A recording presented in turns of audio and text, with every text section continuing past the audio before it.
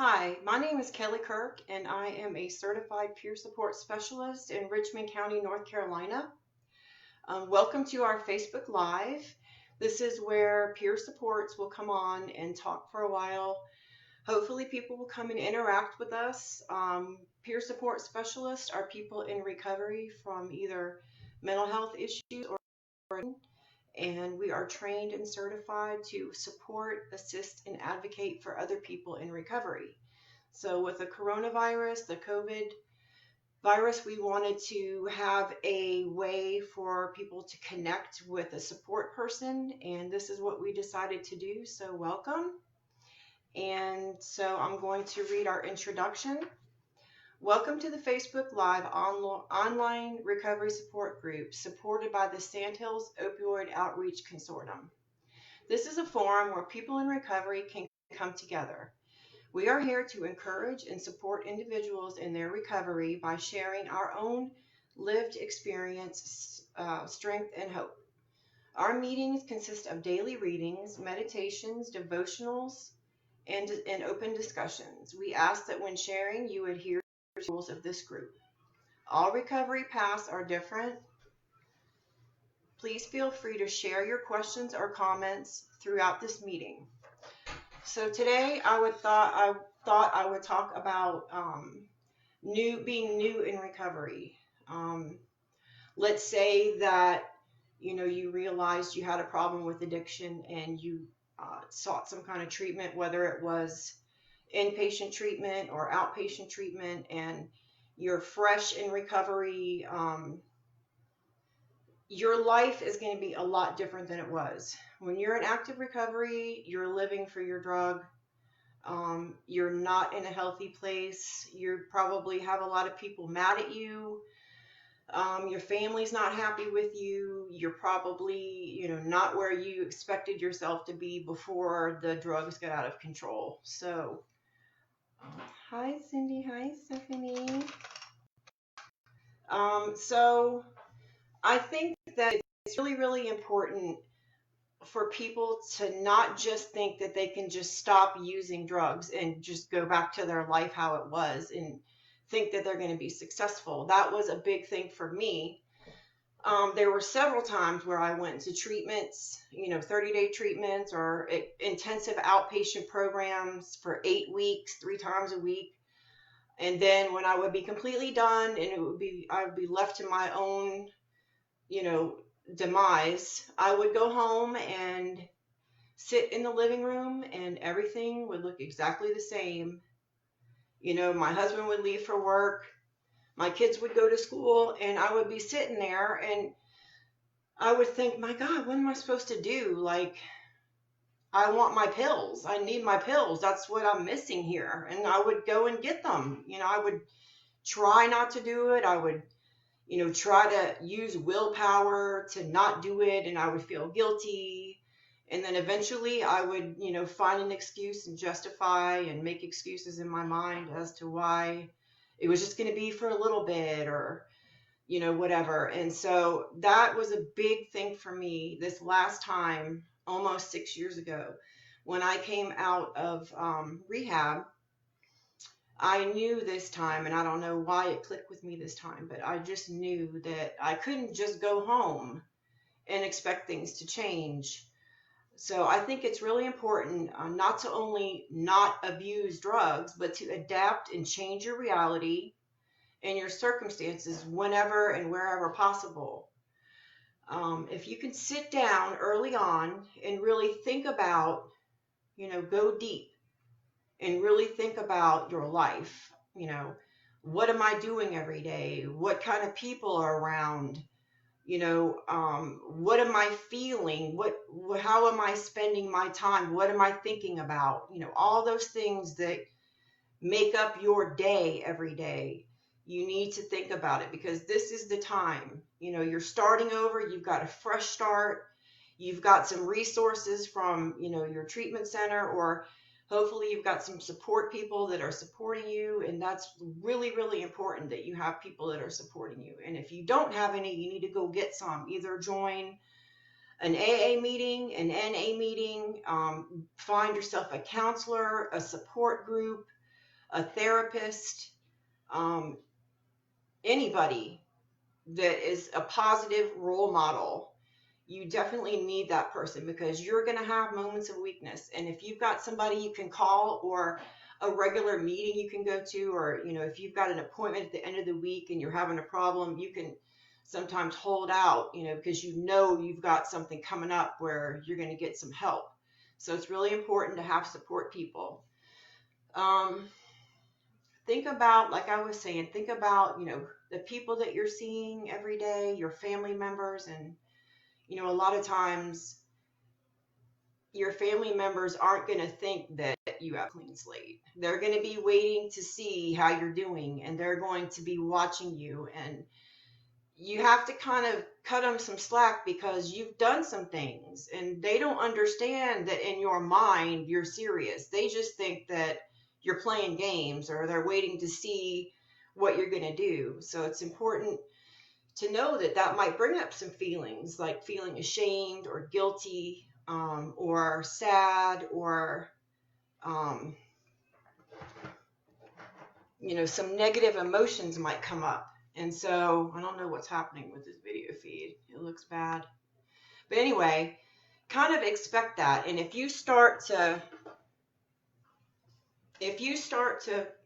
really get down on yourself, I think that's normal to feel down and to like start reflecting about why they're acting that way, and I think a lot of times when you're fresh in recovery, all those things you did come flooding back, and you realize, oh my God, I did this and I hurt my family. But you have to not let yourself go down that rabbit hole, because you're making a fresh start here. And it's okay to think about those thoughts and think about what you did, but don't let yourself fall into the pit of that, because remember, everybody deserves a second chance. And this is your life. You're taking it back, and you're going to make it what you want it to be. Like for me, I thought a lot about, what did I want to do with myself before I got down this side road? Like for me, I had a lot of different jobs before. So, I had options. So if you think about, like, what did you want to be? Did you want to be a nurse, or did you want to follow in your father's footsteps, or did you ever always think about this one particular occupation that you might want to do? Well, why can't you do that? Think about, what do you want to do with yourself, because it's really important to have a plan. And because if you don't have some sort of goal or plan, you're just going to kind of wander through the days, and you may end up relapsing. So it's really important to think about things ahead of time, and plan out your day, kind of know what you're going to be doing tomorrow, have a schedule, and that schedule can change as, your life changes and progresses. But if you stick to a schedule, then you kind of can prepare yourself ahead of time, because a lot of times in early recovery, we've been hiding our feelings, we've been shoving them down, we've been numbing ourselves. And now that we're not abusing substances, all that stuff is fresh, it's right in your face. And if you've got a routine, then you can kind of stay out of your own head and just kind of move through your routine until you get better at it, until you get used to this new life where your mind is clearer. And, a lot of times, if you find yourself thinking about a specific thing that happened or that you did, or an encounter with someone that's really eating at you, for me, it was a good idea to write about it. I think journaling is a great thing to do, because, we're dealing with our own minds here. We're battling our own minds. We're trying to change our thought patterns and find a healthy way to process things, rather than the way that we used to do it when we were using.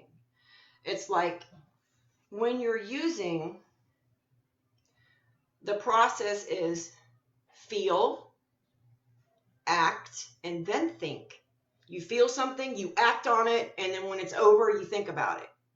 That's not the right way to do it. What you're supposed to do is think, then act, then feel. And that way you're not acting on your feelings. You're thinking about things before you act, and that can save you a lot of grief and problems. So that's one thing that really helped me. So you're retraining your mind.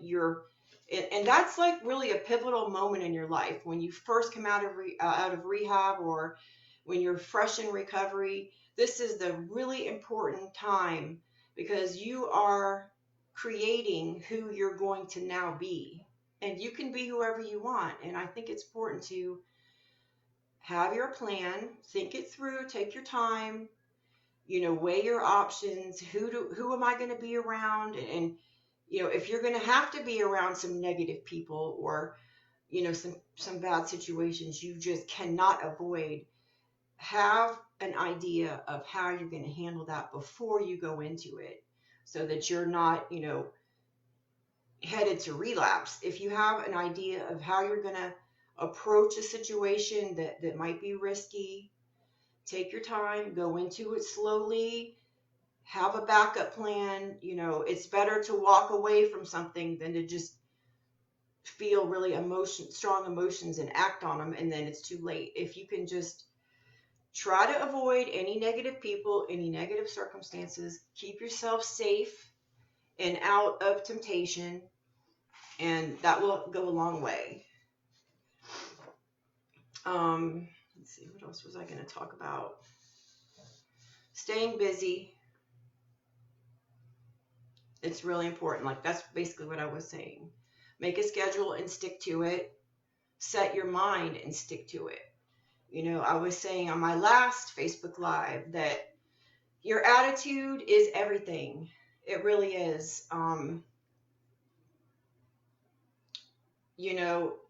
You're going to go back and forth in early recovery because, like I was saying, you're thinking clearly for the first time in probably a long time.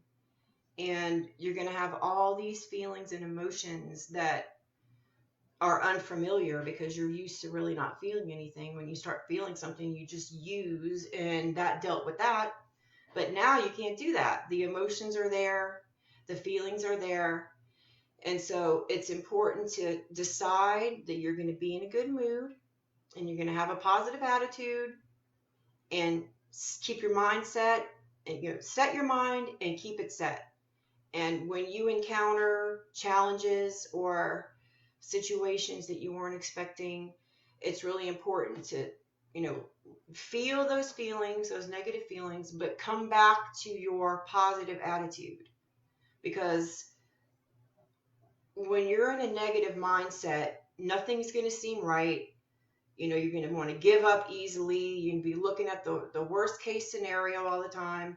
But if you try to keep a positive mindset, you can always find something good in the situation and focus on that rather than focusing on, the bad part of it. And for me, being grateful really helps me. I can always think of some things I'm grateful for. And, like I went to jail a couple of times, and that was like the worst thing for me. It was a nightmare. I hated it. And so if I start feeling sorry for myself, or start thinking about, how this didn't happen and I really wanted this to happen, it didn't happen and it's not fair, I remember, you know what? I could be in jail right now. I could be in prison right now. So actually things aren't really that bad. Like, I actually have it really good. I mean, I think we tend to focus on what we don't have and what we can't do, rather than focusing on all the good things that we do have in our life. So it's like, most of us have a roof over our head, we have tons of food in our kitchen, we have clothes to wear, cars to drive. I mean, not everybody does, but we have a cell phone, we have technology, we live in America, the freest, most prosperous country in the whole world. So we have a lot to be grateful for. We really, really do. I know I do. I mean, if I think back to how I used to be to how I am now, it's a complete transformation. And I thank God for it. And I try not to talk about God too much on these because I know everybody has their own ideas about their higher power. But God said that He had a good life for us, and He wants us to be happy, and He wants us to have good things. And I see that when I go outside and I see all the big bumblebees and I see the butterflies and how spring is here and everything. It makes me feel really good because I'm living a good life now, and I'm really, really grateful for that. And I have really good people in my life. I have a great employer, and my coworkers are awesome, and I get along good with my family now, all of them, and they're proud of me, and I'm proud of me, and everything is really good. And on the other hand, you got to be careful when everything starts going good, because if you've been a lifelong substance misuser, that can be like, wait a minute, this is feeling too good. So you got to always walk that line and stay in your lane and stay in your own plan for yourself and check yourself and make sure that, you're not drifting towards a relapse. So,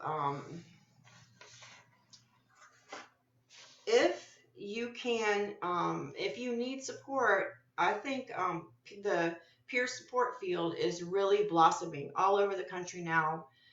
um, there's popping up more and more places that have peer support specialists there. And I think that peer support specialists um, is they're really good to connect with one if you need a support person, because a peer support specialist, it has their own recovery that they're working, and they know what it's like personally to have been where you are, rather than just talking to a counselor or a therapist that went to school. And I mean, that's great that they did, but they don't really know how it feels to go through it, or they don't know what it takes to make the changes you need to make. And I know for me, I'm really pulling from my clients because I know they can do it. And, for me, it was a lot of trial and error. And so if I can do it, anybody can do it. I know that, like I didn't really think I was going to make it, but here I am. And so I think it's really important to, like I was saying, find support people and figure out what you want to do, figure out who you want to be, stay positive, make a plan, have goals, and move towards those goals. Stay away from negative people whenever you can. Um, Stay healthy, stay active, stay organized. Watch your thinking. What are you thinking about? Am I getting negative, or am I bringing myself back to, where I need to be?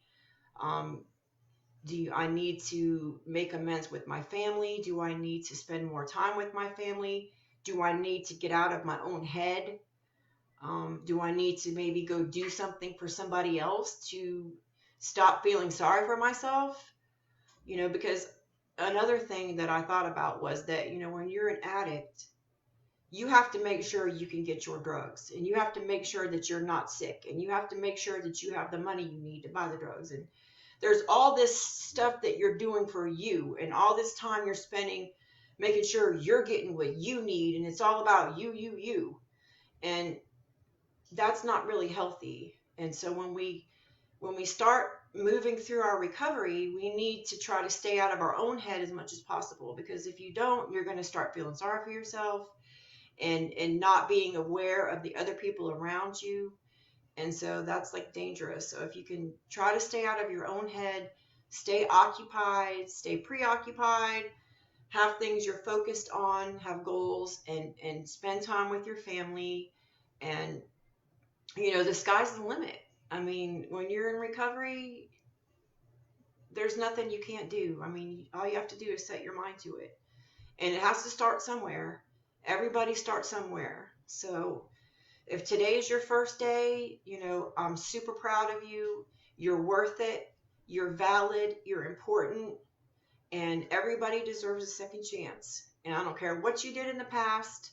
Today's a new day. Every day is a new day. You can always start over. Nobody ever said that you can't start over. Every day is a fresh start. So I'm going to get off for now, but if you need any support or anything, please contact the peer supports through this page, and we will be there for you. Okay. Bye.